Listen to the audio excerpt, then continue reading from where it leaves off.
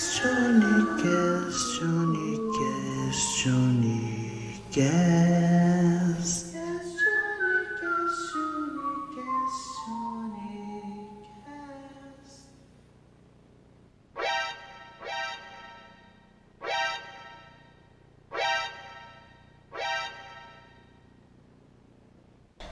Ei, meu nome é Rafael Oliveira e esse é mais um Questionecast, o podcast do Estima TV. E nessa noite tem um convidado aqui muito especial, e o nome dele é Vitor Mota. É nóis aí, Rafael. Tranquilo, meu caro. Como é que você tá? Show de bola. É uma bom honra demais. ter você aqui comigo. Igualmente. Eu sei que você veio fugindo assim de vir pra cá, mas você veio. O importante, né? Você sabe que não é muito minha vibe, né? Eu sou mais do... E ocupação, né, também, né? É, muita ocupação. E aí hoje, né, vim aqui pra gente tá falando sobre a vida, sobre o sonho, sobre o trabalho. E eu não podia, né, deixar de te convidar para falar sobre isso aqui pro pessoal. Temas nobres, né, cara? Temas nobres. Discutir sobre a vida, trabalho, a sociedade é sempre temas de grande relevância para todos. Sempre eu passo no seu local de trabalho, você tá ali fazendo, organizando, e você sempre me trata assim com um bom humor, né? E é uma coisa que a gente tem em comum. A gente chega, você não deixa assim, basicamente, os BOs, né, passar por cima. E é uma coisa que eu gosto de passar aqui no podcast, que é o quê? A gente tá de bom humor para resolver a vida, né? Eu acho que é uma filosofia de vida, Rafael. A gente pode ser escravo de nossos problemas e viver a vida lamentando, ou imperador de soluções. E mais do que passar em nosso estabelecimento, você não simplesmente passa, você presta serviço para a gente lá. E eu sinto muito orgulho de ter você como um prestador de serviço, um parceiro da nossa empresa e meu pessoalmente. Então é com muita satisfação que eu venho aqui no seu programa hoje, dar essa moral para você e ao mesmo tempo receber para mim com muito orgulho. Obrigado. Eu fiquei até sem palavras com seu comentário assim sobre, né, os dias que são corridos. A gente chega às vezes, né, você fala, aparece, vem aqui, resolve. A gente chega naquela para resolver, para ir e às vezes, né, não é bem assim, né? A gente chega lá e tem um probleminha para resolver, mas graças a Deus até hoje, né, sempre a gente vai resolvendo, né? É isso aí, porque a gente não tem obrigação de saber de tudo, né, Rafael? Mas a gente tem que buscar as pessoas que estão ao nosso entorno, que podem nos ajudar. E nessa matéria de telecomunicações, provedor de internet e até mais da assistência ali da computador, essas coisas, rede. Então você é a pessoa que a gente tem contado aqui no Montanha e tem sido parceiro da empresa desde o início. Então a gente tem assim uma parceria e a gente espera continuar alinhado aí. Eu fico muito feliz de estar, no caso, ali passando no seu trabalho e vendo que quando eu chego ali eu sempre vejo o quê? Como vocês trabalham, né? Vejo basicamente um pouquinho do que vocês estão fazendo. Eu não deixo de olhar, de ouvir, né? E aí me fala um pouco, pessoal de casa, ali você trabalha na parte ambiental, não é isso? Na realidade o nosso empreendimento, a VBS Consultoria, né, Vitor Mota, ela tem 3 grandes linhas de trabalho, eixos de trabalho, né? E esses eixos de trabalho, eles se interrelacionam. Projetos agrícolas, projetos agropecuários, né? Aí entra crédito rural, custeios, laudos técnicos, agronômicos, etc.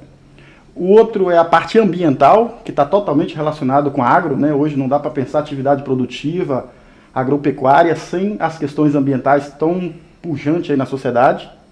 E o terceiro eixo de atividade nossa é a parte de regularização fundiária, né? Ou seja, a parte de plantas, memoriais descritivos, georreferenciamento, agrimensura, que também são linhas de trabalhos que elas interrelacionam para a gente poder dar ao empreendedor, seja principalmente do agronegócio, mas também o empreendedor urbano, um leque de serviços que ajude a resolver os problemas cotidianos de um empreendedor, seja no agro, né, em especial no agro, mas também o empreendedor urbano, como os licenciamentos, aí, postos, oficinas, serralherias, atividades industriais ou agroindustriais.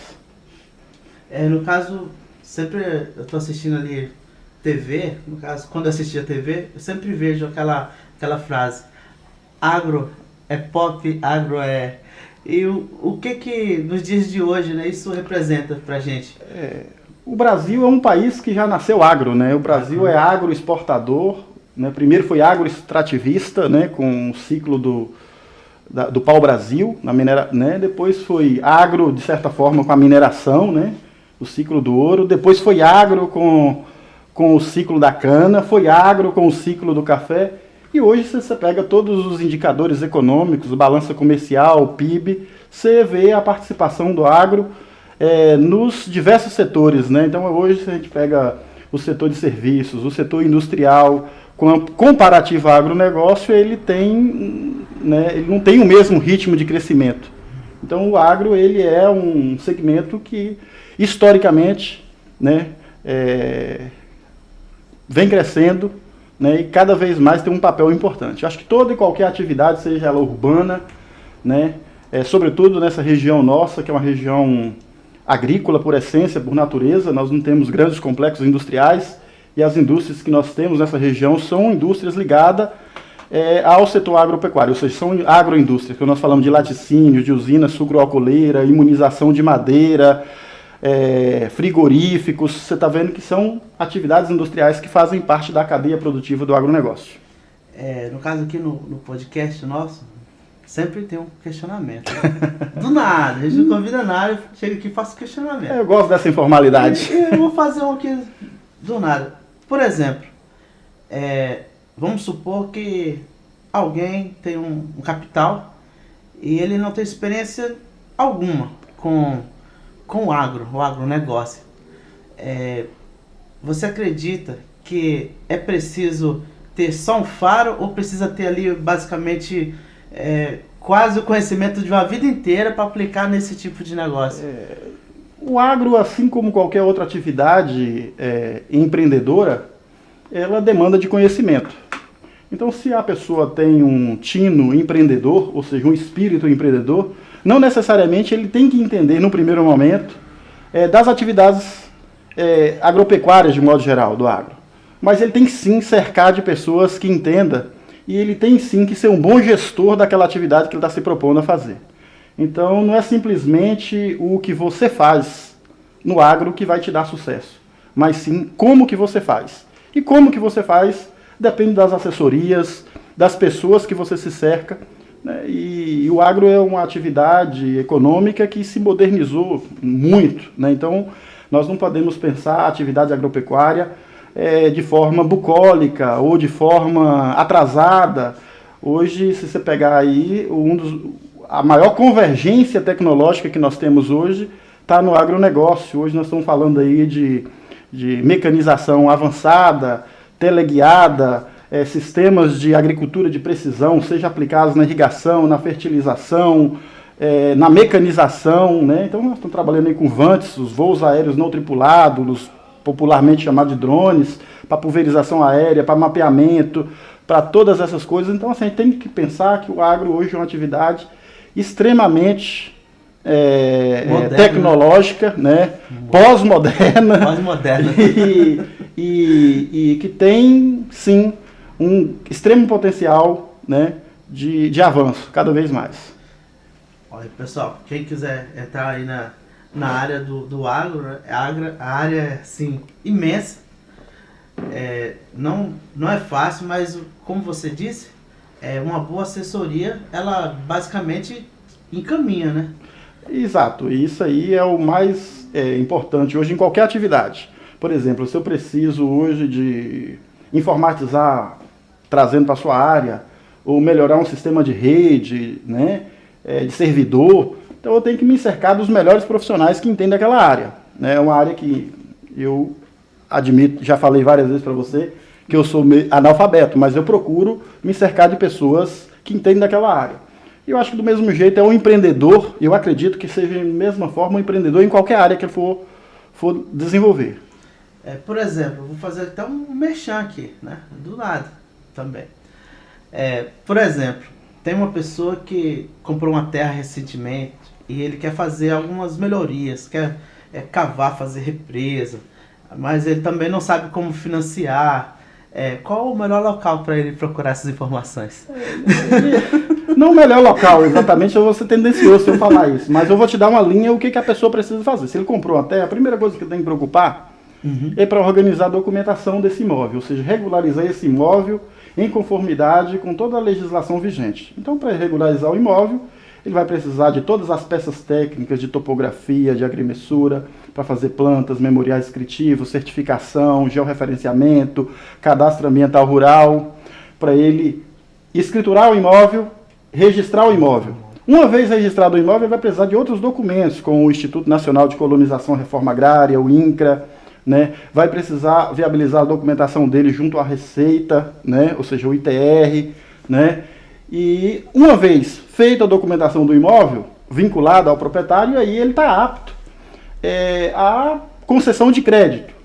Então, a primeira coisa para a concessão de crédito é estar com a documentação do imóvel devidamente. Aí nós vamos providenciar a parte de cadastro dele nas instituições financeiras de relacionamento, que ele tiver interesse, que ele já tenha relacionamento ou que ele tenha interesse em ter relacionamento, para fazer laudos de produção agropecuária, gerar limite e, eventualmente, evoluir para uma proposta de crédito de acordo com o modelo de negócio que ele quer implementar em cima daquele empreendimento. O modelo de negócio, eu acho que mais importante que falar do crédito é que o crédito seja para alavancar um projeto ou um modelo de negócio que o empreendedor, o produtor rural tenha para aquele imóvel. Sim. Eu vou fazer outra pergunta aqui em cima, porque sempre a gente vê que existe vários tipos de proprietários de terra. Tem gente que tem uma terra de uma forma, de outra, tem gente que é através dos assentamentos do movimento, né? Lá tem ali, consegue ali a terra. No caso, questão de correr atrás, eles correr atrás dessas coisas é o mesmo segmento? Mais fácil, mais difícil? Na realidade, o que a gente, do ponto de vista, o agro, não necessariamente a pessoa tem que ser proprietário. Existem outras modalidades de você desenvolver ou empreender atividades no agro, né, sem ser proprietário. Tem a modalidade de contratos de comodato, contratos de parceria, contratos de arrendamento, né, que configura a atividade agropecuária. Tem as possibilidades dos assentados de reforma agrária, os assentamentos. E depois tem desde os pequenos proprietários até os grandes proprietários. Cada perfil de empreendedor, né, da atividade agrícola, agropecuária, ele tem um canal diferente para tramitar crédito e para tramitar também até questões ambientais, né? Por exemplo, até 4 módulos fiscais, o produtor tem alguns benefícios ambientais, ou seja, os pequenos produtores têm alguns benefícios ambientais, né, ou podem ser beneficiados com políticas de fomento ambiental, como o programa Reflorestar, por exemplo, distinto de acordo com cada tamanho de área, né? Então isso aí a gente tem que analisar o perfil de cada um para entender. Então não tem o mais fácil e o mais difícil, existe o diferente. O diferente. Nessa parte aí de reflorestar, eu acho muito bonito a palavra em si, e feito, eu acho mais bonito ainda. Quando tem ali, então isso faz parte da responsabilidade social do proprietário, é isso? Hoje, em qualquer atividade, a preocupação de você estar regular, com todas as suas obrigações legais, né, desde as obrigações legais do ponto de vista trabalhista, do ponto de vista ambiental, do ponto de vista tributário, é fundamental para a perenidade do seu negócio. Ou seja, toda vez que você transgride alguma legislação, você está colocando em risco o seu negócio. É assim para o produtor agropecuário, mas é assim com qualquer modalidade de empresa. E o aspecto ambiental ele está sendo cada vez mais vigiado, vamos dizer assim, né? Por quê? Porque é um assunto que está em pauta, que está em evidência na sociedade. E existe, por parte da opinião pública e por parte dos órgãos públicos, uma pressão muito grande para que as atividades econômicas estejam compatíveis, né, com a sustentabilidade ambiental. Então isso faz parte, e até é importante para o produtor, ele estar adequado para ele evitar penalizações, mas eu costumo dizer que é necessário transformar o limão em limonada. Eu falo que não é só para cumprir a lei, é para você preservar os recursos mais valiosos do seu empreendimento. E quais são esses recursos? O solo, a água, a fertilidade do solo, a água, né, a qualidade do ar, o equilíbrio ambiental faz bem para o equilíbrio econômico, porque vai gerar benefícios econômicos futuramente. Do nada, sempre faço questionamento, vou mandar outro. Esse questionamento aqui, eu vou falar uma coisa muito simples, eu acredito, que que a gente vê que faz uma complicação enorme, que é o assoreamento dos rios. Qual medidas assim que a pessoa podia assim, tomar ali na beira do córrego, ali no caso, para... O que a gente tem visto, que os problemas ambientais eles são crescentes e ele atinge não só o produtor, os empreendedores do campo, né, os produtores rurais, mas a sociedade de modo geral. Então é só pensar que os recursos naturais é o principal capital, vamos dizer assim, para alavancar, o insumo para alavancar qualquer atividade produtiva. Então o assoreamento é um dos sintomas de problemas ambientais, não é o único. Mas o assoreamento é algo, né, o assoreamento ele é provocado pela erosão superficial, ou seja, a água da chuva que bate sobre a superfície do solo e escoa, ao invés de infiltrar, ela escoa na superfície e com ela carrega a matéria orgânica, a fertilidade do solo, os sedimentos minerais, e esses sedimentos minerais vão sendo depositados nas nascentes, córregos, né, e só gera prejuízos. Prejuízo ambiental grave, porque contamina a água, mata a nascente, mas é um prejuízo em dimensões maiores, é um prejuízo econômico, porque o produtor perde matéria orgânica, minerais, fertilidade do solo, produção. Então, conter esses problemas é importantíssimo para a atividade econômica.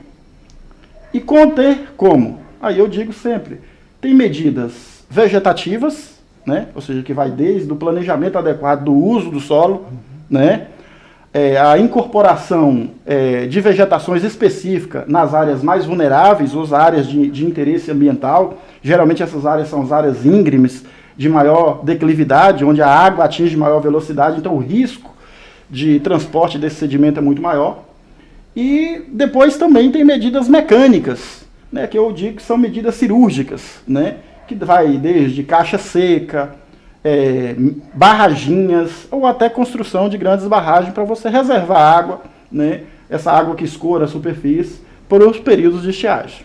É o seguinte, por exemplo, vamos supor que a água veio e começou, né, a entupir uma certa região ali, perto da casa de uma pessoa ali, um proprietário da terra, do imóvel.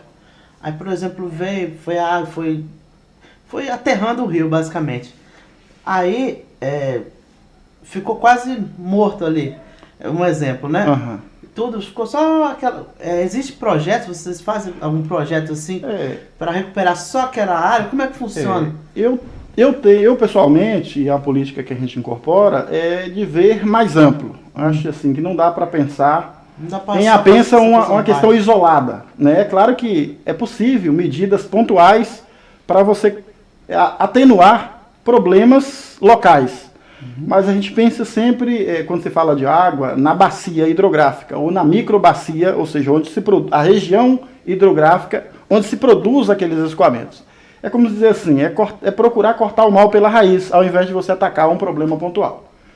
E nesse sentido, a gente, no Estado do Espírito Santo, nós temos alguns programas ou políticas públicas, né, como o programa Reflorestar, que é um fomento do governo do Estado para pagamento de serviços ambientais e que fomenta com subsídio, com aporte de subsídios, o programa Reflorestar com várias modalidades de acordo com a aptidão de cada produtor, justamente para cuidar das bacias hidrográficas.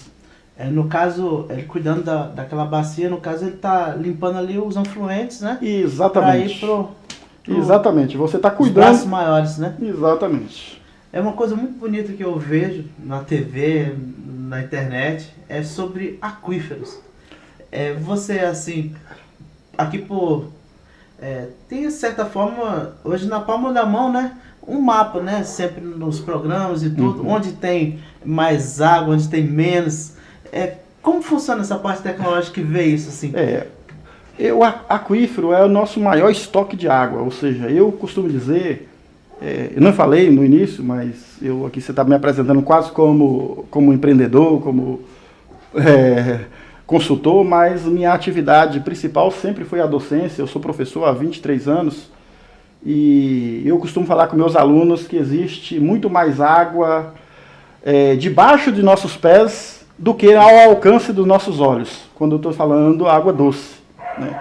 Então, a água que está ao alcance dos nossos olhos, a água doce que está ao alcance dos nossos olhos, é a água dos rios, lagos, represas. E essa água representa, representa muito pouco, tem pouca água na superfície. Ou seja, estima-se que tem 20 vezes mais água debaixo de nossos pés, ou seja, essa água que não está ao alcance dos nossos olhos, do que o que está ao alcance dos nossos olhos. Então a gente sabe que boa parte da água do planeta, 97,5%, é água salgada, água dos mares. E o custo para a utilização dessa água, ela é muito grande. Então, embora a água do mar tenha uma importância extrema para o ciclo hidrológico, porque de certa forma o ecossistema recicla e purifica essa água através do ciclo hidrológico, mas a água que está apta direta para a utilização humana é a água superficial, a água doce superficial e a água subterrânea. Nós aqui temos um limite quanto às águas subterrâneas.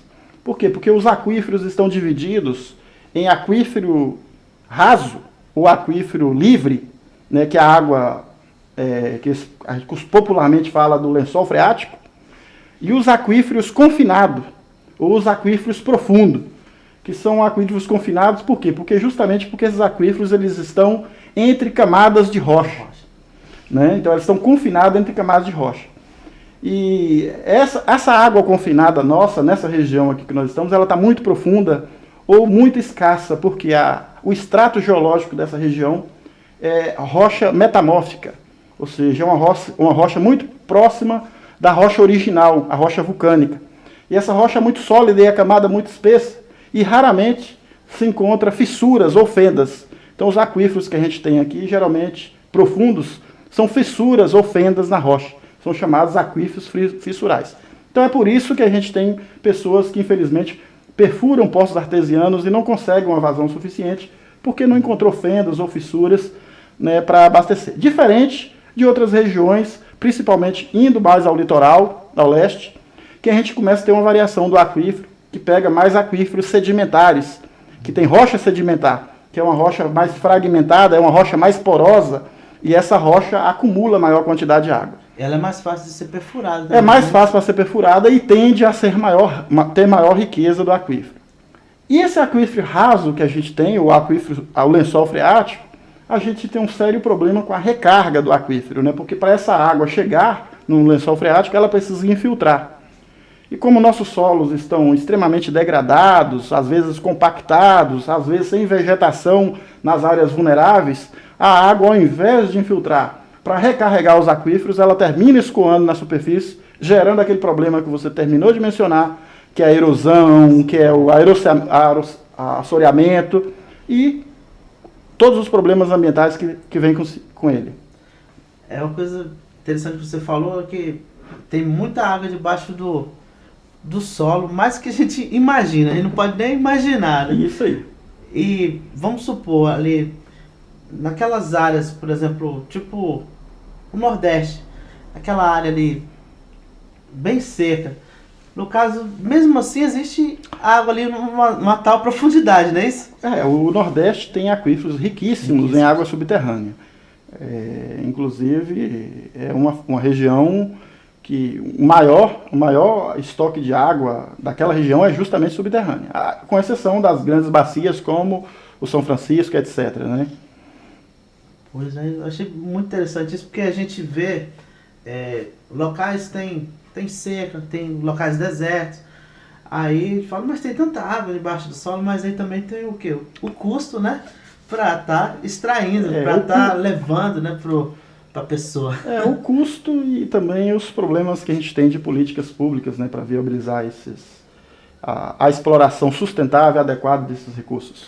Uma pergunta sobre, no caso, você explorar em poços artesianos. Em algum momento pode existir uma forma, por exemplo, eu fiz um poço nesse tal local, eu estou basicamente fazendo errado, porque eu fiz aqui. Existem regras assim? Olha, regras?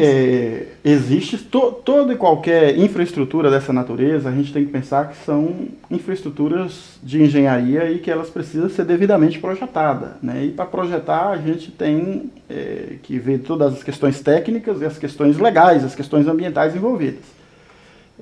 Então não é sair, né? Então, a prospecção, ou seja, os estudos para sondar locais com maior potencial hídrico de água subterrânea é um estudo caro, mas existem métodos empíricos que as pessoas utilizam com muito sucesso, desde métodos que é estudo da superfície, né, estudo geomorfológico da superfície terrestre, até estudos como a radiestesia, a hidroestesia, que o pessoal costuma fazer para identificar a água.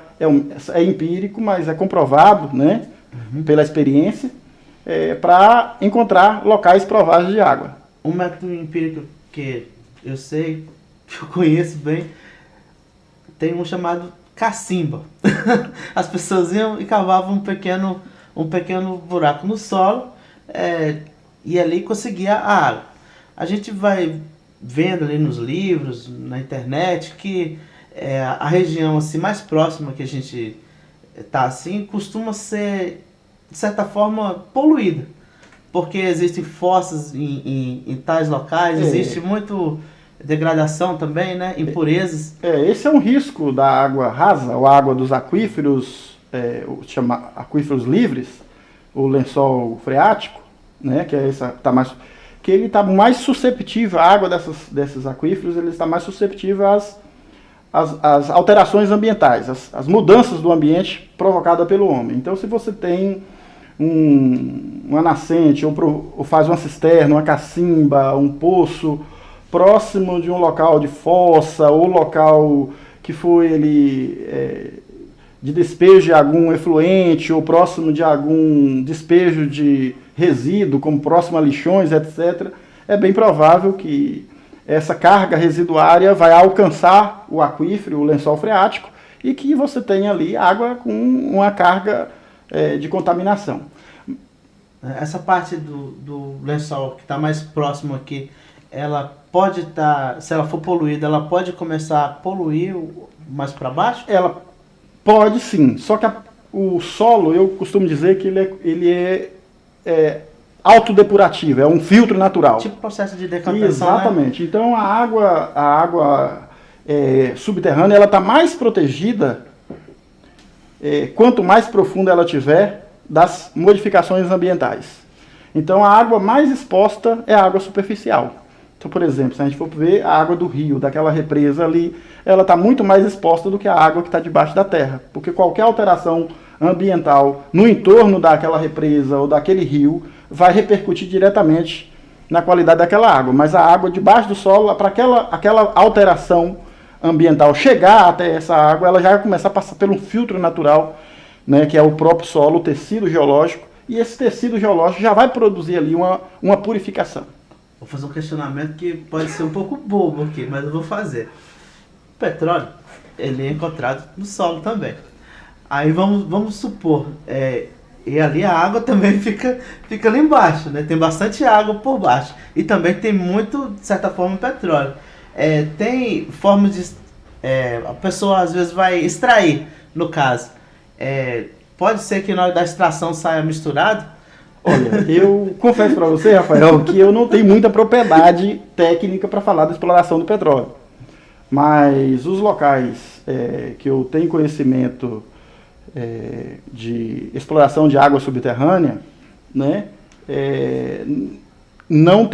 eu não conheço nenhum registro dessa natureza. Até porque as jazidras petrolíferas, né, que são produzidas a partir da decomposição de material orgânico depositado lá nas profundezas, há milhares de anos atrás, elas estão muito mais profundas do que esses aquíferos da qual eu estou referindo. Então ficaria abaixo. Muito abaixo. Então é comum, o que eu já tem relatos, e tem muita coisa já, a gente pode até pesquisar, é que durante as perfurações, para buscar petróleo, encontrar água, e água jorrante, ao ponto de inviabilizar a continuidade da perfuração. Inclusive na região Nordeste, tem vários poços jorrantes que foram perfurados inicialmente com o propósito de procurar petróleo.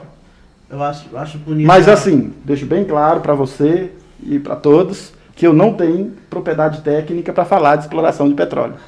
Eu sou da... Tá bom. Eu perguntei mesmo só por curiosidade. Assim. Não, porque pode ser que eu esteja falando uma bobeira aqui, como muita gente vai estar vendo. Nada. Aí, uma coisa bonita que eu já ouvi falar sobre que o mundo, a Terra, o planeta Terra, é como se fosse um corpo humano. E a água ali, ela funcionaria como sangue, né? E quando você falou de extrações de água, às vezes aquela água jorrar para cima, é como se fosse cortada uma artéria, né? Como, eu acho muito interessante essa parte da vida dentro do nosso planeta. E a gente extraindo, de certa forma. Eu acho legal deixar o pessoal de casa, extraiam sim, explore o planeta, mas com responsabilidade. É muito bom isso aí, essa analogia que você fez. E é claro que nós vivemos um momento de convergência de muitas crises, né? E a gente vê aí crise econômica, crise sanitária com essa pandemia que nós estamos livrando, crise econômica em escala mundial, né? A gente vê a crise geopolítica, várias guerras, etc. Crise ambiental, né, e várias discussões sobre os problemas ecológicos globais, mas o ser humano é um ser, né, com um diferencial em relação aos outros seres vivos. É explorável e deplorável. E essa diferença do ser humano, que é a nossa mente humana, que é capaz de olhar o passado para entender o futuro e prospectar o futuro, ou olhar o passado para entender o presente e para prospectar o futuro, é a chave para a gente encontrar soluções desses problemas que atingem a humanidade, inclusive o problema ambiental, que não é o único. Mas eu acredito que assim como nós fomos responsáveis pelos desafios que estão dados aí, nós seremos também os responsáveis para gestar soluções e encontrar saídas que também já existem aí. Nesse questionamento da agora, eu vou perguntar sobre a questão que você acredita, no caso. Você acredita que o homem do passado, ele tinha menos ferramentas para, no caso, destruir o ambiente, o meio ambiente? E hoje, os homens têm mais ferramentas para defender, no caso. Você acredita que esse pós e contra pode ser produtivo? Olha, pode parecer polêmica a minha posição, viu, Rafael? Mas eu não tenho nenhum interesse em omitir o que eu penso.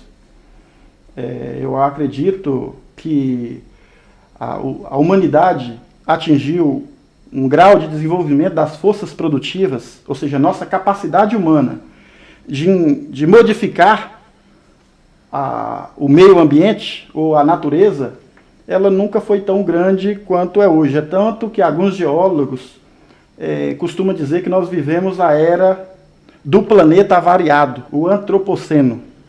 Isso é quase um consenso na área da geologia.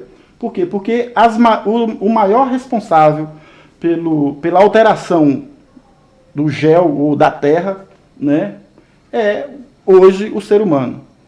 E é graças a essa capacidade humana de modificar a natureza, o meio ambiente, que possibilitou nossa evolução.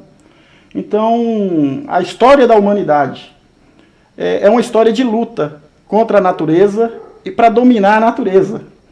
O problema é de que maneira que esse domínio e essa briga se configura. Eu acho que hoje nós temos meios inteligentes para fazer isso de forma menos lesiva, entendeu? De forma mais saudável, inclusive, para o próprio homem. Por isso que eu disse anteriormente o ser humano ele é dotado de uma capacidade mental de olhar para o passado e ver o que ele fez de errado, para entender os problemas que nós estamos tendo hoje e, ao mesmo tempo, gestar as soluções. Então, eu evito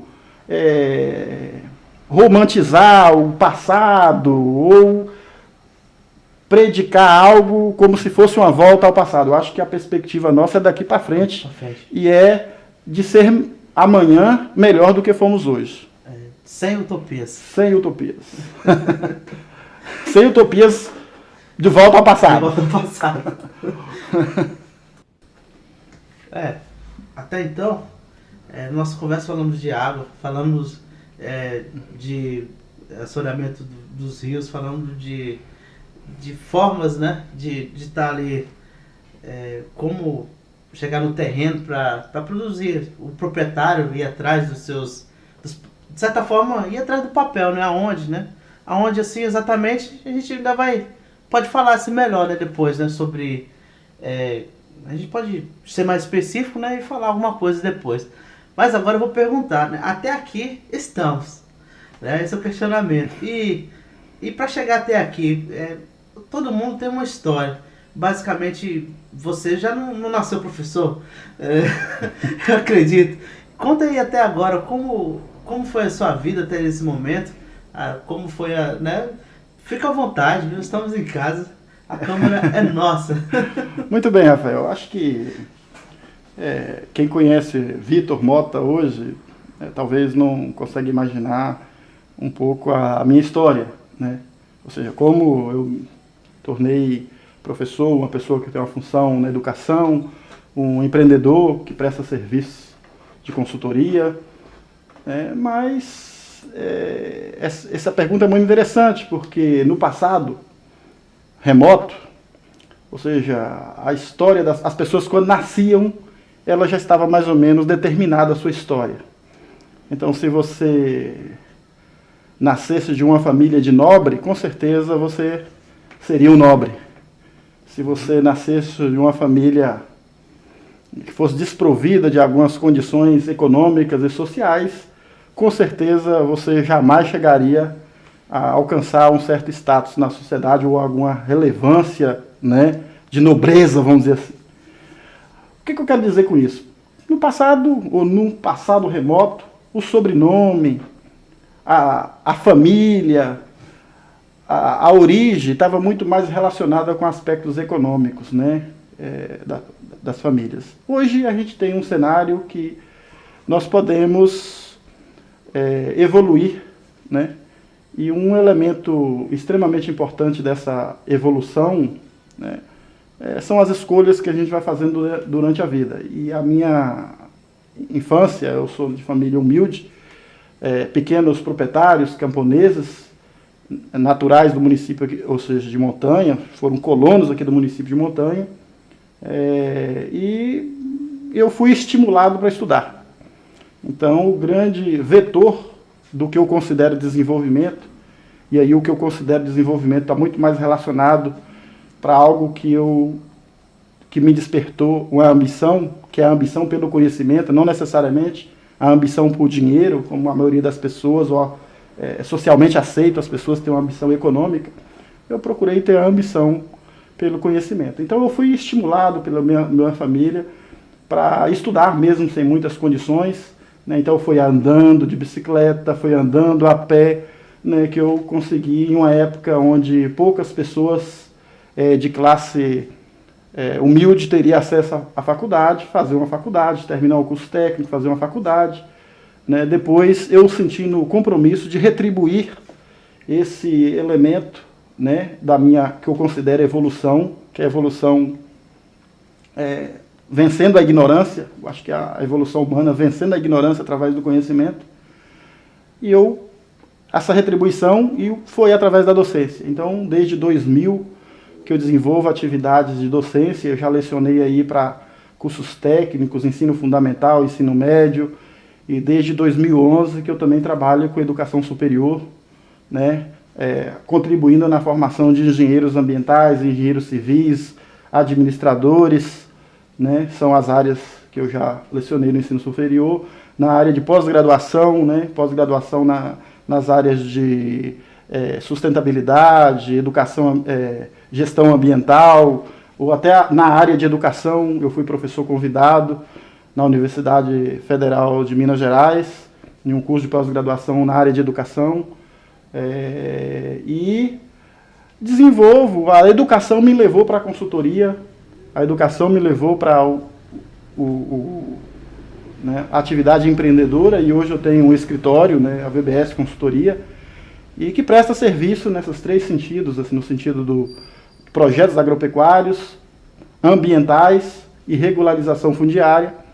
E o que eu tenho feito, né, e contribuiu para a minha história foi a educação. Desde a que eu recebi dos meus pais, com a formação do meu caráter, quanto eu fui fomentado a estudar. E foi o que eu fiz até recentemente, com a conclusão do meu doutorado.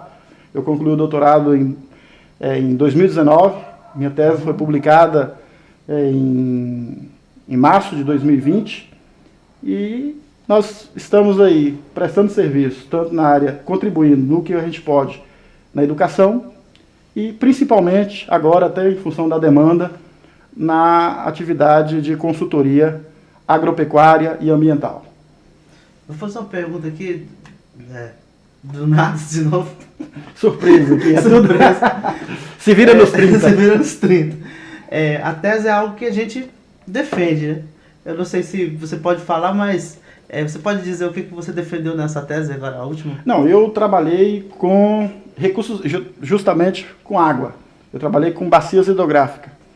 Então, a minha tese de doutorado é a caracterização geomorfométrica da bacia e a caracterização geomorfométrica e uso e ocupação do solo da bacia hidrográfica do rio Mucuri, aqui, que é um rio que abrange 18 municípios entre o estado de Minas Gerais, né, Bahia e até divisa com o Espírito Santo. Então eu trabalhei com recursos hídricos, com água. Então eu diria que foi o que eu investi durante 4 anos e meio de doutorado, foi com bacias hidrográficas e com água. Por quê? Porque o problema que essa bacia hidrográfica vive é o problema comum para quase todas as bacias hidrográficas do Brasil. E aqui, por exemplo, no Rio Mucuri, existe uma usina hidrelétrica, né, a Santa Clara, e que tem, inclusive, um déficit na produção de energia por conta da redução da vazão do Rio Mucuri, né? E aí surgiu a inquietação de tentar entender quais são as razões que estão gerando esse déficit hídrico. Por que os rios cada vez mais têm menos água? O que está acontecendo? Essa foi a pergunta que eu tratei de desenvolver. E talvez por isso que hoje eu sou tão requisitado entre as outras serviços, mas para dar consultoria ou prestar serviço na área de regularização hídrica, ou seja, na área de água. Então, meu doutorado foi nessa área, água. Interessante. É engraçado que a gente começou a conversa, eu puxei assunto sobre água e eu não sabia que era sobre nessa parte hídrica, né? Porque a água, eu costumo dizer, assim, de forma até mais metafórica, que a água ela tá dentro de nós, ou seja, 78, grande proporção do nosso conteúdo corporal é água, né? Você imagina o nosso sangue, qual o teor de água, a nossa carne. Então, a água está dentro de nós, a água está em volta de nós. Imagina, o ar está cheio de água em suspensão, a água está acima de nós e a água está abaixo de nós. Então, nós somos um universo líquido. Então, estudar a água é estudar a vida. É verdade. E a água, realmente, né, é a vida. Tipo, tem pessoas que ficam um dia sem comer, 2 dias, no caso, um exemplo, né? Agora, sem água... Sem água é impossível. Sem água é quase impossível, né? A pessoa viver pouco tempo, a pessoa já começa a falecer. Nós somos dependentes de água mesmo. Exatamente. Em número bem alto. Olha, estou muito feliz. Assim, novamente vou falar disso, você estar aqui comigo, batendo esse papo. E cada vez mais, quando você fala de alguma coisa, quando você puxa um assunto, sempre vai abrindo aqui mais curiosidade. E eu vou fazer outra aqui. Sobre bacia hidrográfica. No caso, na mente da gente, tipo, quando se fala uma palavra, a gente lembra de algo que existe, de verdade. Existe. Por exemplo, uma bacia. Vamos supor que uma bacia hidrográfica, ela abrange tais rios e seus afluentes. Então, basicamente, seria uma bacia assim, e ele mandando caminhos, veias, sugando aquela água. Como funciona isso? Você fez uma analogia muito interessante. Eu não conseguiria descrever uma bacia com tanta simplicidade quanto a descrição que você fez, mas é justamente essa analogia. Se você colocar água numa bacia, né, uma bacia e deixar ela um pouco inclinada, se ela tiver num terreno com algum desnível, e for encher ela, o que acontece? Parte da água vai cair. Colocar essa bacia na chuva, na goteira. A água que cair dentro da bacia vai correr por ali dentro da bacia, vai acumular dentro da bacia e vai chegar um momento que ele vai verter, que ela vai vazar. Ela vai vazar ou verter naquele ponto mais baixo. A bacia hidrográfica, geomorfologicamente falando, é isso. Então, nós temos os divisores topográficos, né, ou os divisores de água, que são as bordas da bacia que vai coletar água. Né? Nós temos os afluentes, que vai pegar essa água coletada pelas bordas e vai canalizar para algum curso d'água maior. Aquele curso d'água maior vai conduzir aquela água para o curso d'água maior ainda. Até chegar no curso d'água principal, geralmente aquele curso d'água que vai desaguar no mar, né? E aquela água vai escoando ali até chegar no mar, que vai ser o momento que ela sai da bacia e vai, né, a sua foz da bacia, vamos dizer assim. Então, foi muito feliz com a sua analogia, comparando, relacionando bacia hidrográfica com a bacia que convencionalmente a gente utiliza aí na casa, etc. Vou fazer mais uma pergunta, mais uma analogia. De certa forma, a pressão atmosférica, quando a gente pensa em pressão atmosférica, a gente pensa que a pressão está fazendo assim, né? De cima para baixo. Mas, na verdade, né, eu acredito que a Terra seja redonda e ela vem pressão de todos os lados.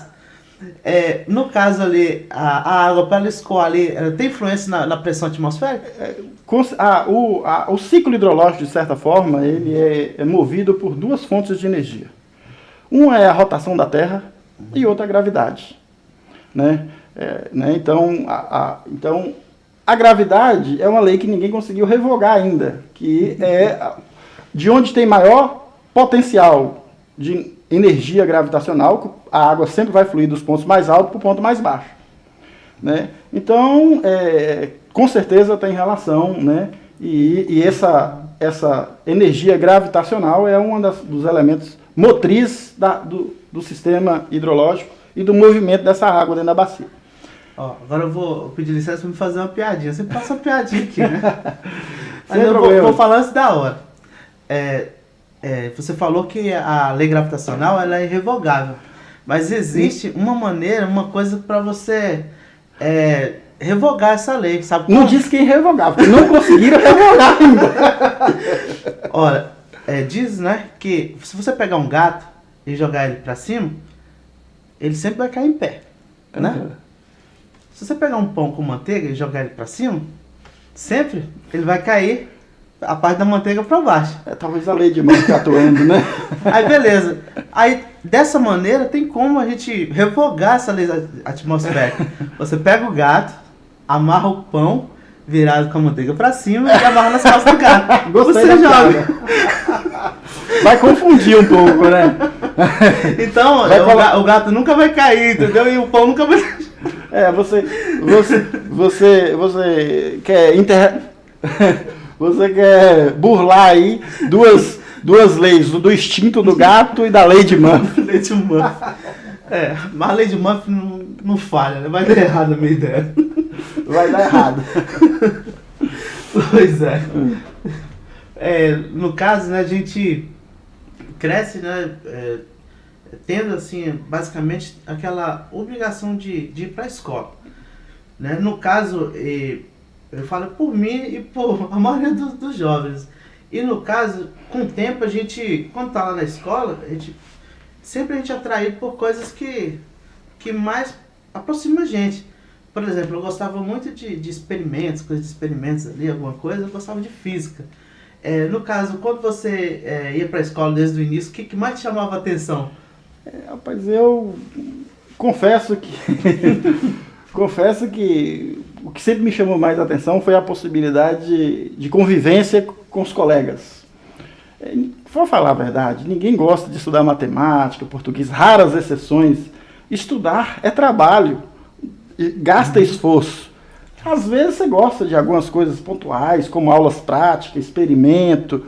Agora, raramente você encontra uma pessoa que tem prazer em estudar. Então a gente é uma atividade, o estudo é uma atividade consciente, é uma atividade que a gente faz por necessidade e também por entender que esse sacrifício faz parte da evolução humana, né? Então, eu não entendo a educação apenas como o estudo formal, né, escolar. A educação vai muito além disso. Então, uma coisa que sempre me chamou a atenção durante a minha carreira acadêmica e o que eu tento levar para a educação, também como professor, é as possibilidades de convivência e de aprendizagem coletiva, né? As coisas que a gente vai aprendendo no relacionar com colegas, com professores ou entre os professores, aulas práticas, ou sempre aquele conteúdo, aquele conhecimento mais aplicado e contextualizado com a vida. Isso aí é um elemento que sempre me chamou a atenção e que eu procuro levar, sem desmerecer o conhecimento clássico, erudito, que é aquele conhecimento que você tem que dedicar HB, né? Que é a hora bunda centrada estudando. A gente na escola, sempre, o que eu acho interessante é que o que me faz assim, fazer concentrar era o dinamismo da aula.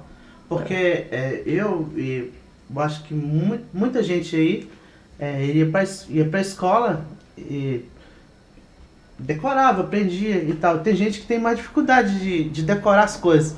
Eu tenho mais facilidade, basicamente, de aprender do que decorar. E muita gente tem mais facilidade de decorar do que aprender.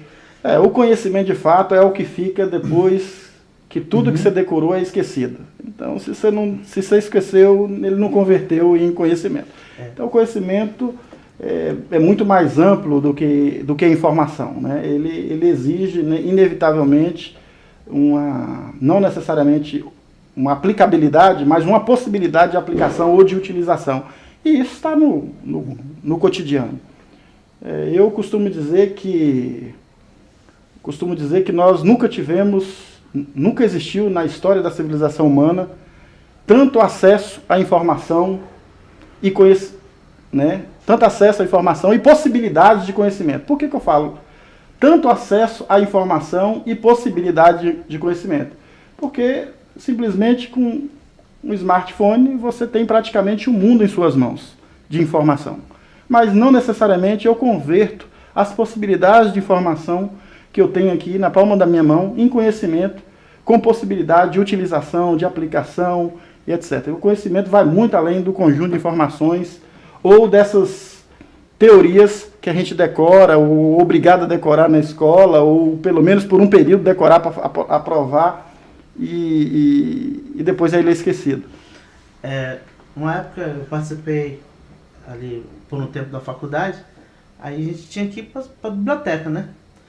Basicamente, hoje, nos dias de hoje, as pesquisas assim, são mais em laboratórios de informática, basicamente, né?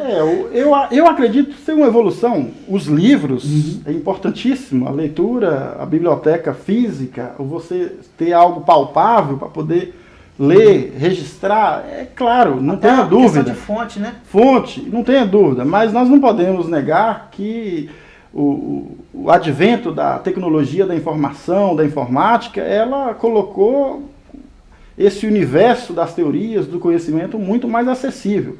Agora, o desafio nosso é de que maneira que nós vamos se apropriar dessas informações disponíveis aí na nossa palma da mão, né? E para resolver os problemas cotidianos, os problemas reais. E esse é o nosso maior dilema, porque a gente sobretudo, nós estamos numa fase da facilidade e a gente não quer, de modo geral, gastar energia para digerir essa quantidade de coisa, processar essa quantidade de informação e transformar isso, de fato, em conhecimento útil e que sirva para a gente resolver os problemas reais que nós deparamos no cotidiano. Vou misturar aqui, eu vou contar um pouquinho algo que aconteceu comigo. Eu fui para uma biblioteca, estava lá e nessa época já tinha notebook, viu, gente? Eu sou jovem. Aí peguei o notebook, coloquei aqui em cima, aí para digitar ali no Word, peguei o livro e, como um bom aluno, é claro, né? Eu fui ver os e-mails para ver se tinha uma coisa legal pra gente assistir, ver. Tinha muito PowerPoint naquela época. Uhum. O pessoal mandava aqueles PowerPoint com as mensagens e tal. Você clicava ali, né, tinha um texto, uma brincadeira. E aí eu tô ali para estudar, mas eu tava lá, né, vendo os PowerPoints. E aí quando eu cliquei no PowerPoint, aí tava lá, seta para a direita. Tava um silêncio assim, na sala, na biblioteca. Não podia dar o pio. Se a gente digitasse um pouquinho, o pessoal começava já, digita mais baixo aí, tá atrapalhando a concentração. Aí eu lá digitando, e daqui a pouco, setinha para a direita. Aí eu fui na setinha para a direita. Setinha para cima, tava escrito lá, né? Aí eu fui com a setinha para cima. Setinha para o lado, na hora que eu apertei a setinha para o lado, apareceu uma carinha de um burrinho assim, e uma voz bem alta assim no meu notebook, falando assim, vai trabalhar, vagabundo! Cara, foi um paradoxo ali do silêncio rapaz, virou uma maior zorra naquela biblioteca, todo mundo começou caiu numa pegadinha, sorrir na minha cara, eu fui trollado. Caiu dessa. Então esse dia foi um dia mesmo que eu passei uma vergonha enorme na biblioteca. A mistura, né, aí eu falo pro pessoal, antigamente você ia ali pros livros, você tinha concentração basicamente total. Depois, o que vai acontecendo? Você vai tendo mais distrações. O ambiente virtual, né, seja o computador, seja o celular, ele é bastante dispersivo. E como eu disse anteriormente, a gente é seduzido pela facilidade, né? É muito mais fácil eu pegar algo, me ater a algo que me chama a atenção, que me diverte, que me descontrai, que é mais fácil, que é mais simples do que eu debruçar sobre uma teoria, sobre algo mais complexo. Isso é natural. Então, como o ambiente virtual, ele é um ambiente sedutor. Porque você está o tempo todo recebendo notificações, coisa já elaborada, produzida, né, ou coisa já sintetizada, né? Você pensa hoje, pede um estudante para fazer um resumo de não vou falar nem de um livro, vou falar de um artigo científico. Uhum. Dá 2, 3 artigos para ele e pede para fazer um resumo. E, com certeza ele vai digitar no Google lá. Se ele digitar no Google, ele vai achar um resumo pronto. É muito mais fácil você pegar um resumo pronto do que você ir ler, ter o trabalho de processar aquelas informações e produzir um resumo. Então, a gente é muito seduzido por isso. Aí tem os pós e contras também, né? Nesse caso do resumo, a pessoa ia lá fazer um resumo ali, né? Copiava, mas os professores, viu, gente? Eles têm, às vezes, um aplicativo. Antigamente, o professor tinha que conhecer 1000 resumos para ele falar, esse resumo aqui não é verídico. Agora ele bota no aplicativo também ali, ele já dá plágio, né? Exatamente. Qualquer verificador ali, você pode consultar a autenticidade. Hoje o plágio é um grave problema, é um problema ético, inclusive, né? Então você se apropriar de algo que não é da sua autoria. Eu vou fazer uma pergunta sobre plágio, que é o seguinte, você pode falar, vamos supor que existe influências, né?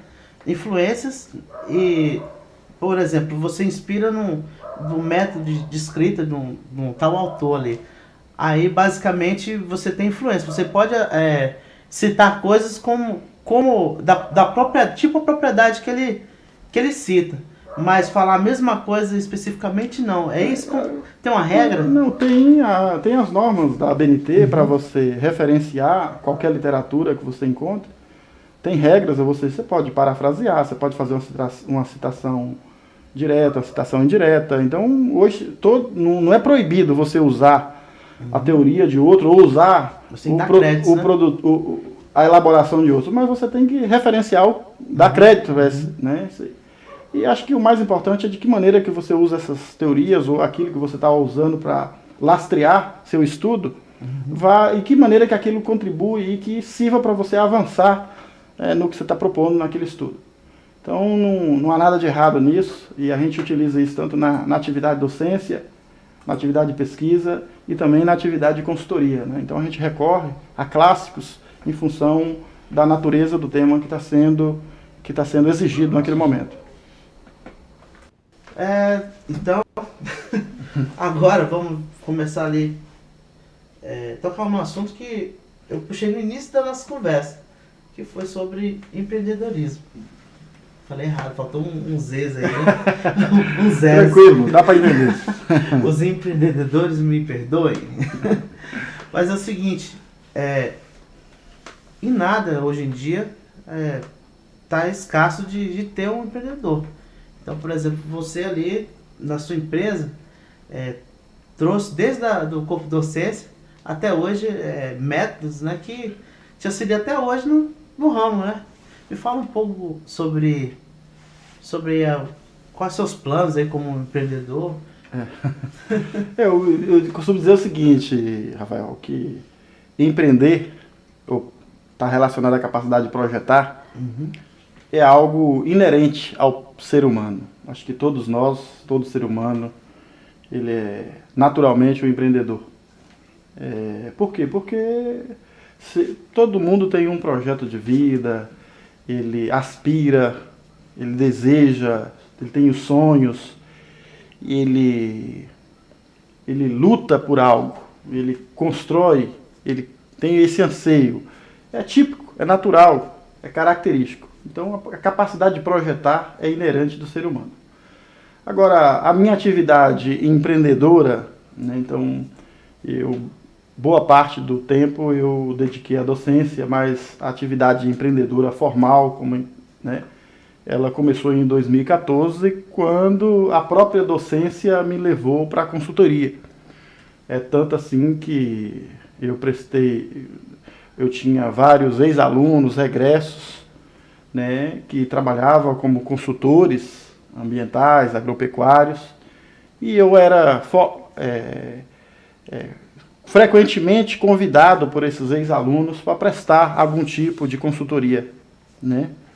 E foi essa relação que teve entre a docência e a atividade de consultoria ambiental e agropecuária através da docência que nasceu o escritório, que hoje é minha principal atividade profissional, né? E tem me ensinado a ver os desafios e encarar esses desafios e superar esses desafios de empreender o seu próprio negócio. Eu costumo dizer o seguinte, Rafael, que o produtor rural e o empreendedor são pessoas que eu tiro o chapéu, porque, né, o empreendedor, o pequeno empresário, porque eles realmente merecem todos os créditos de quem alavanca a economia e garante o sustento de muita gente, né, e mantém a roda girando. É uma coisa que sempre penso e logo quero comentar, é o seguinte: tem muita gente que não empreende por estar num momento cômodo. Qual a força assim que precisa para a pessoa sair da inércia e sei lá, arriscar um pouco? O que está precisando para a maioria de alguns brasileiros? Você tocou numa questão bem característica. A zona de conforto, né? Eu costumo dizer o seguinte, que o porto seguro que nos protege, às vezes nos limita de conhecer novos continentes, desvendar o mar aberto, né? Então, se você tem medo do novo, dos novos continentes, do mar aberto, né? Então, tocar seu próprio negócio vai te causar arrepios. Mas, como dizia o Shakespeare, né, os mares calmos não fazem bons marinheiros. E eu acho que nós vivemos um momento de mares turbulentos, e são esses mares turbulentos que vão forjar os bons marinheiros. Então, eu acho que a principal coisa, um dos atributos para a pessoa empreender ou desenvolver sua atividade empreendedora, independente de qualquer ramo, é você ter essa faculdade, essa habilidade de transformar o desafio em oportunidade. Então, ao invés de ser escravo dos problemas, você ser imperador das soluções. E isso aí é uma mudança de atitude, de visão, de modo de ver as coisas. Você falou algo que me fez querer compartilhar também uma história. A história é um pouco até manjada, mas eu vou fazer o conto dessa história para puxar um questionamento. Em uma aldeia existia com certeza você deve conhecer essa história. Existia um povoado, e nesse povoado existiam coisas ali, uma família, as pessoas se alimentavam, eles cresciam, tinham uma vida assim, normal, basicamente. E tudo graças a uma vaquinha. Tinha uma vaquinha nessa aldeia que as pessoas tiravam o leite, dali do leite eles faziam o queijo, e de certa forma eles se alimentavam com os benefícios dessa vaquinha. E a família crescendo, e eles iam aumentando aquela cultura do processo ali, do agroprocesso, com a vaquinha. Aí foi uma visita, 2 visitas na verdade. Um monge já velhinho, quase na beira do final da vida, e um monge mais jovem. E esse monge mais idoso começou a falar ali, olha, tá vendo? A vaquinha dá o sustento para a família. E aí eles observaram ali, passaram naquela casa, comeram queijo, né? Tomaram leite, né? Tinha uns pés de cacau lá, fizeram chocolate, tomaram. Essa parte não existe a história, não, mas eu inventei. Aí depois eles saíram dali agradecidos porque tinha uma certa fartura, porque tinha uma vaquinha que alimentava aquele povo. E beleza. Aí eles já iam embora e a vaquinha estava lá em cima assim da serra, perto de um precipício. O monge antigo, ele chegou e empurrou a vaquinha. E a vaquinha caiu. Caiu lá embaixo, morreu a vaquinha. E eles foram embora. Ele, vamos. E correram. E ele ficou muito assim, triste, né? De certa forma, o mais jovem. Uhum. E o mais velho não, ele saiu orgulhoso do seu mal feito, de certa forma, que ele empurrou a vaquinha lá, matou a vaca. Uhum. E aí ele foram embora. O monge mais idoso, pouco tempo depois, faleceu. E aí, muitos anos depois, o monge mais jovem foi na mesma aldeia, resolveu passar na aldeia. Foi muito tempo depois mesmo, já estava ficando já ancião também. Aí ele chega lá e vê aquela prosperidade. Tudo, tinha roda-moinhos, tinha muito gado, tinha muitas coisas boas ali, muita evolução. Já tinham máquinas, já tinham tudo ali, a revolução industrial passou naquela mesma época, né? E eles conseguiram investir nessa evolução. E aí o moral da história é o seguinte, que ele chegou e perguntou pro um filho, que ele era pequeno ainda. Ele falou, e o que aconteceu aqui? Eu vim aqui há anos, tinha fartura, mas eu vejo que tem um império aqui, tem uma coisa muito linda. Ele falou, olha, é o seguinte, era muito bom quando eu era pequeno, mas aconteceu algo que mudou as nossas vidas. A nossa vaquinha morreu acidentalmente. E a partir disso, com a dificuldade, nós começamos a remar contra a maré. E começamos a trabalhar de outras formas. e todo mundo começou a se mobilizar e hoje está construído esse império. E aí eu compartilhei essa história, né? Porque foi tipo aquela história do marinheiro, né? Essa parábola ilustra bem isso aí, né? Eu acredito que a gente pode ter duas atitudes diante dos desafios. Isso. Ou das dificuldades. Um é ficar se lamentando, se desculpando, reclamando, e outra é partir para cima, agarra, né? Eu vou deixar um recado do pessoal de casa. Pessoal, vocês viram uma vaquinha aí, não empurra a vaquinha não, tá? Foi só uma história, tá bom? Acho que isso aí vale para a vida, né? Então, de que maneira que a gente aprende com os desafios que estão postos para a gente. Porque o insucesso é muito mais provável do que o sucesso. Então, se você deixar no modo automático, a probabilidade do insucesso é muito maior do que você ter sucesso. Mas se você tem uma atitude diferente e muda o que é mais provável, né, então a possibilidade de você ter resultado é muito maior. Né? Você nunca vai ter bons resultados, né, se você não muda de atitude e procura construir esses bons resultados. Com certeza. Vou fazer uma pergunta sobre empreendedorismo, né? Porque no mundo de hoje, vemos que as pessoas têm sonho, pensam em fazer o próprio negócio. E você, assim, pela sua experiência, você acredita que logo eles já tem que pegar e formalizar a área deles, no caso? Ou é bom lutar mais um pouco, fazer... Eu digo sempre, o mais importante para empreender em alguma atividade é você ter clareza no seu propósito. Qual é o propósito? Ou seja, o que você está se propondo? Qual a característica, a modalidade de atividade? Então você ter clareza no propósito é a primeira coisa. Segunda coisa é ter foco em seus objetivos, né?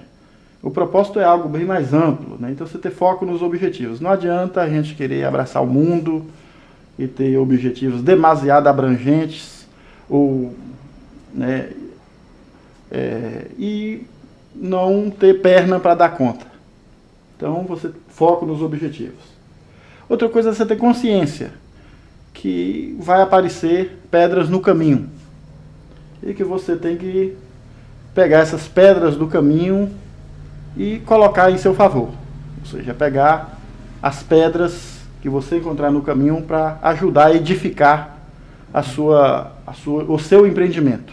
E não ela ser um tropeço para você cair, né? Outra coisa, ninguém empreende sozinho. Nós empreendemos com os outros.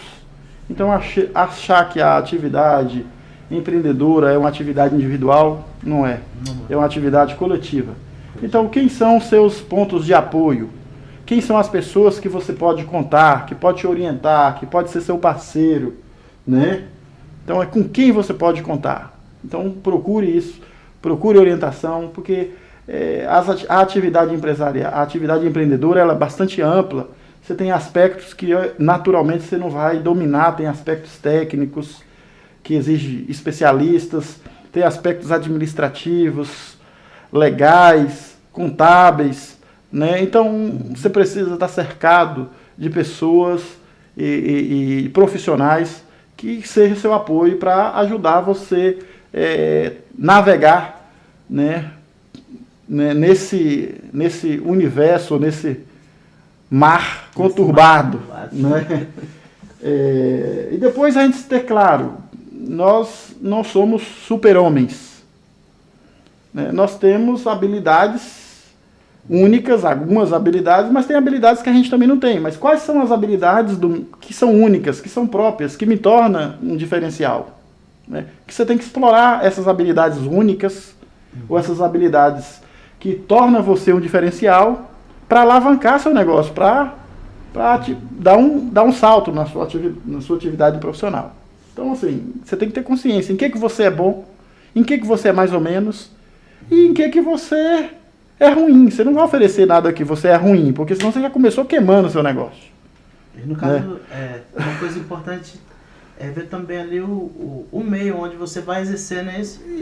O meio, ou seja, eu digo, apropriando de um pensador, diz que o sucesso, né, depende de 2 fatores: da virtude e da fortuna.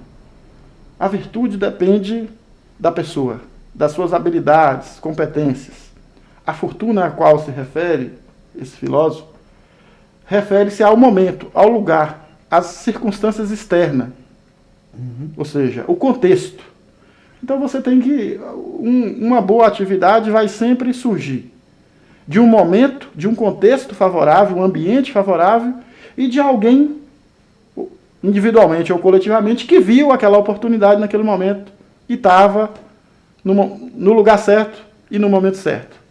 Então, eu referencio muito nisso. Então, depende da sua capacidade de ver os cenários, né, as oportunidades futuras, né, mas também da sua capacidade, né, de ver dentro desse cenário como que você vai se posicionar, né?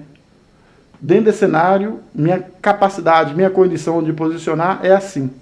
Aí você tem tudo para empreender com maior assertividade, né?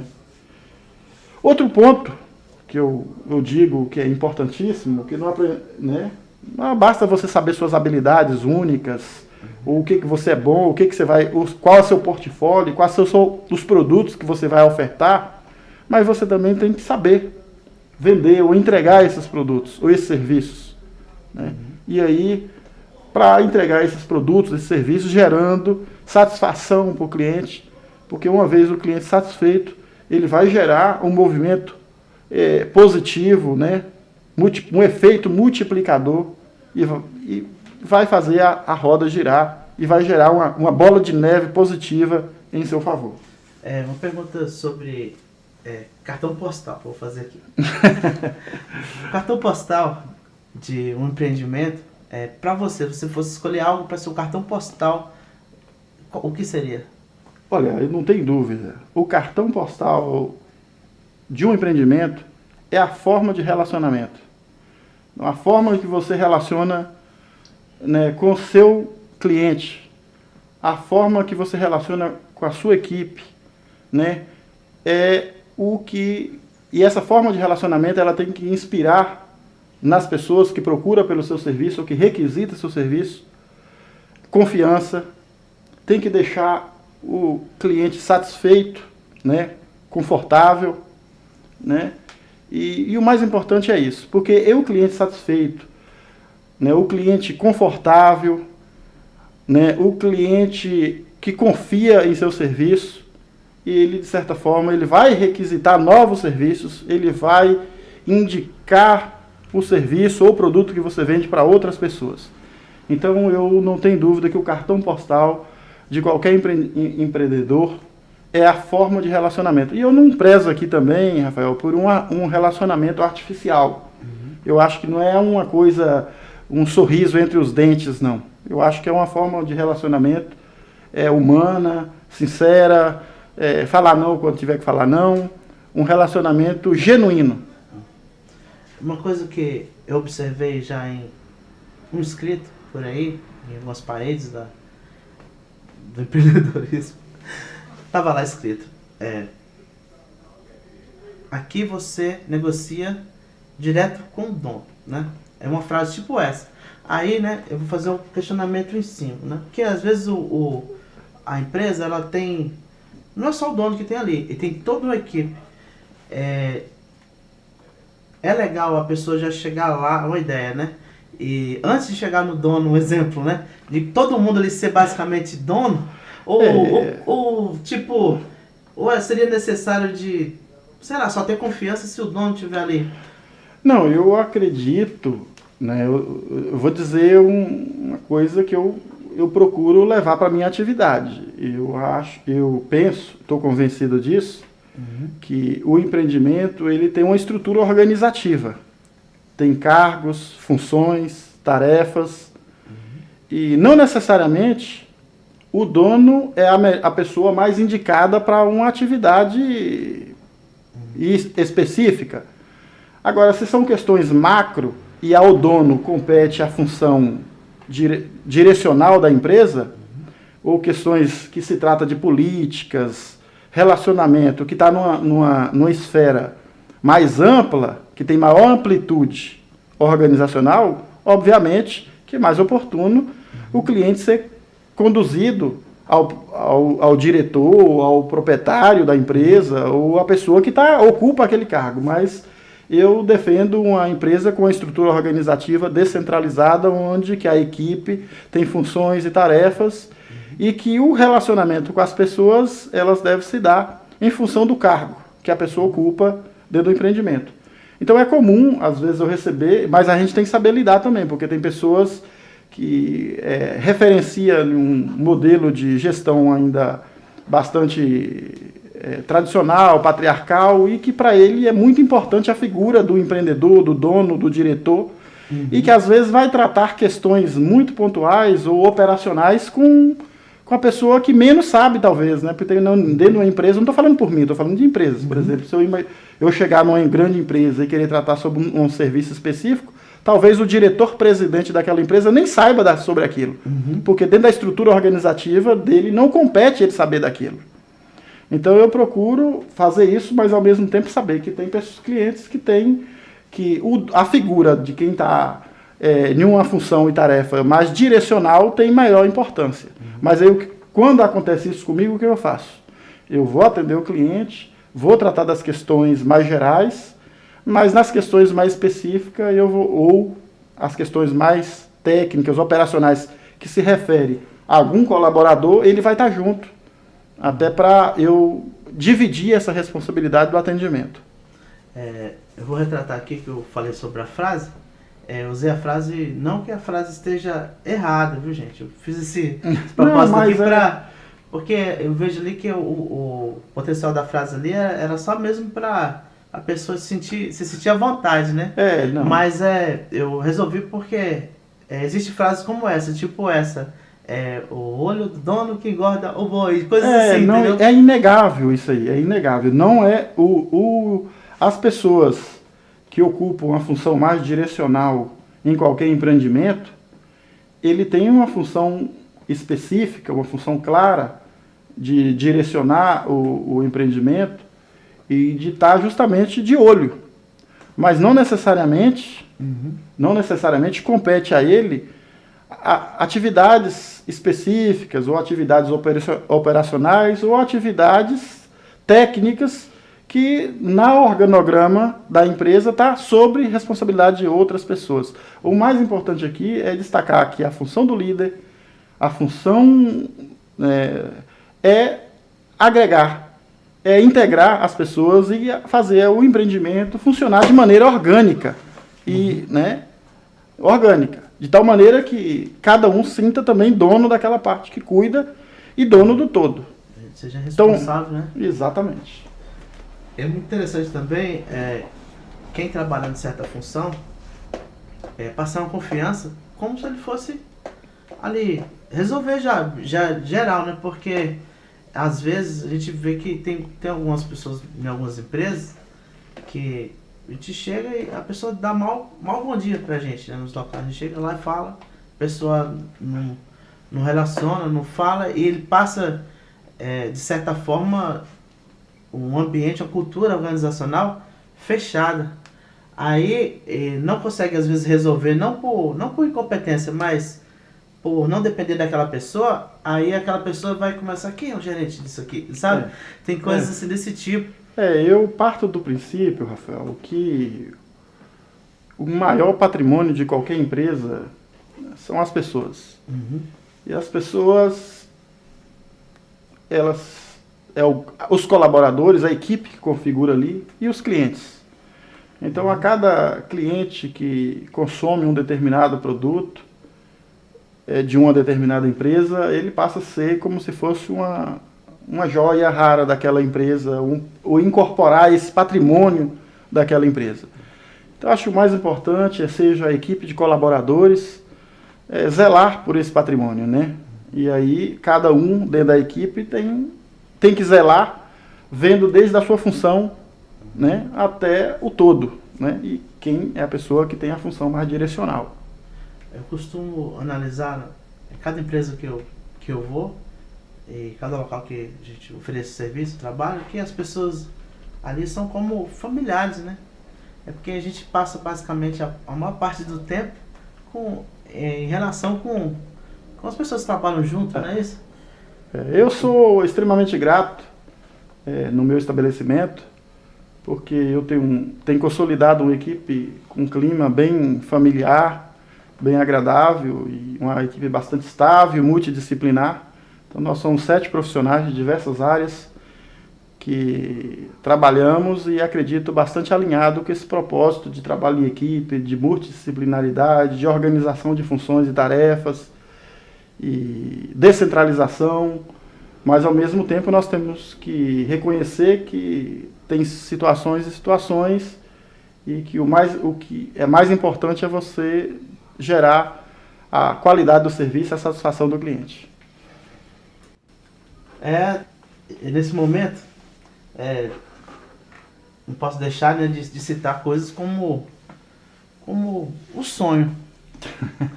Porque na vida a gente sempre vive em busca de alguma coisa, mas depende muito do que a gente pensa. E vou fazer um questionamento aqui, um dos últimos questionamentos de hoje, eu prometo para vocês. Fiz muitos questionamentos já. E sobre o sonho, o que você acredita que a pessoa deve manter para continuar sonhando? E é isso. Rapaz, todo mundo sonha, né? E falar do sonho é tão difícil, mas eu acredito e busco o sonho de ser mais feliz. Acho que todo mundo, na essência, procura ser mais feliz. E acho que nós somos... Então eu quero ser mais feliz, mas não é possível ser mais feliz sozinho. Você deseja também que as pessoas que estão ao seu redor, o mundo, seja mais feliz. Então, é por aí. Eu acredito, é disso aí. O que eu desejo, meu sonho é ter um mundo melhor e mais feliz, não só para mim, mas para todos. Pessoal, agora aquele finalzinho, aquela hora de a gente falar, ainda bem que acabou. É o contrário, Pessoal, eu tô aqui para agradecer a presença do meu nobre amigo. Tamo junto, Rafael. Vitor Mota, e agradecer por tudo. E agradecer a audiência de vocês por estar aqui com a gente. Foi mais um QuestioneCast. E ficamos por aqui e até uma próxima. Valeu. Valeu.